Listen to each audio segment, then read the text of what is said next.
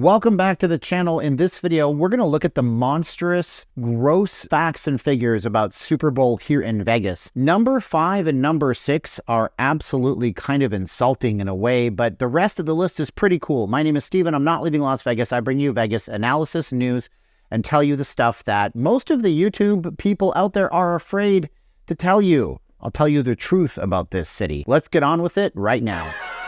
So we all got to start at the beginning, and the beginning is when Super Bowl I happened. And picture this, right? It's 1967, and Las Vegas is nothing more than a glorified pit stop with a few shiny casinos where the biggest risk is getting a dust storm or disrupting your poker game. 181,000 people in Vegas in 1967, but fast forward and boom, Vegas has morphed into this mega entertainment oasis, boasting a population of about 2.95 million people. It's like as if the city hit a jackpot on one of our own slot machines, transforming us from a quaint gambling getaway to some sprawling neon jungle in the middle of nowhere. But we also have the repeat appearance of teams, at least 50% of them.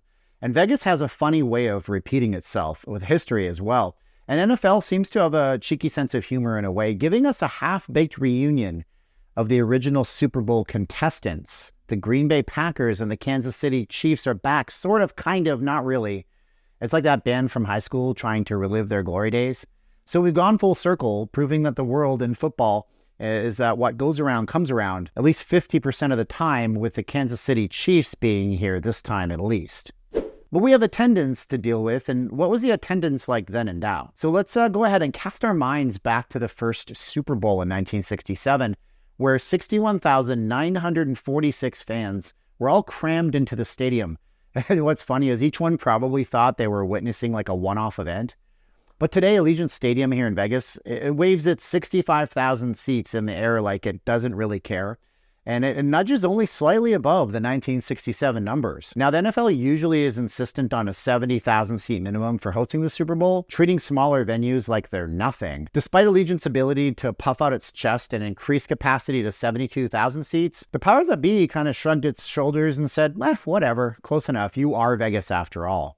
But that doesn't matter because the crowds, the expected crowds in Vegas, are going to be huge. Think about this. Imagine every reality TV star, internet influencer, and all of their followers deciding to crash Vegas for the weekend. And that's pretty much what's happening with the Super Bowl here in town. And over 330,000 visitors are expected to flood the streets right now, turning the city into a mosaic of team jerseys and probably some Elvis impersonators who are just as confused as everybody. And how big is that? Well, that's very big. There's a list of 100 cities that I'm throwing up on screen. Are you from one of these places? These are cities with no more than 330,000 people living there full time. It's pretty crazy, right? So of the people that live here full time, we have to talk about as well the local volunteers. And in a twist of what sounds like a plot of a feel-good Hallmark movie, over 7,000 locals here have decided to donate their time to the Super Bowl for free. Yeah. It's a mix of community spirit, I think, and possibly not reading the fine print about the NFL's earnings. And it's actually like volunteering to help out at a billionaire's garage sale. It's like you're hoping for good karma or some kind of decent story to tell to say that you're there, because the NFL's revenue from the event, it's ridiculous.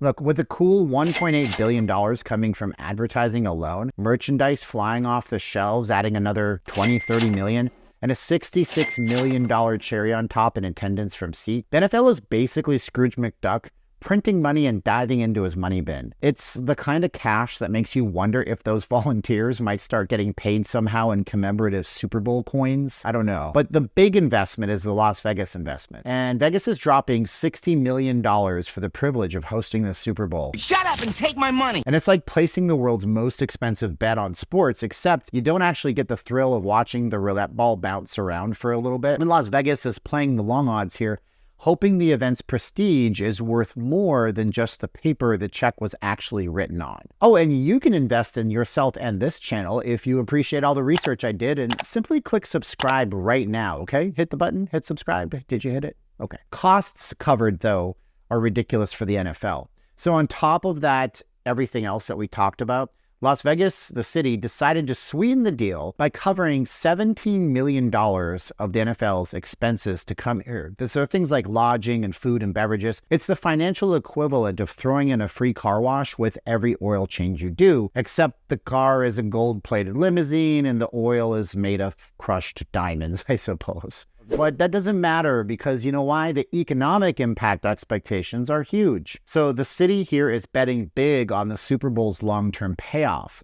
They're hoping for $1.1 billion to return in a windfall to the economy, but that's a bit like investing in a high-tech startup that promises to revolutionize the way we watch grass grow. Sure, the potential is there, but so far it's just a lot of fancy words and hopeful glances at possible bank account balances. Let's not forget what happened with the F1 and how we're still waiting to see something come back to us from that fiasco. But the hotels will be paid. The hotel price surge is ridiculous here. And lastly, in a city, where you can lose your shirt at the blackjack table, it's now possible to lose it just by booking a hotel room. That's right. With rates soaring to over $720 a night on average, it makes the usual New Year's Eve gouging of $300 or $400 on average look like a clearance sale. And look, even the Oyo Gateway Hotel, a place with the worst pictures in the world, we'll just call it an adventurous spirit type place or a very tight budget.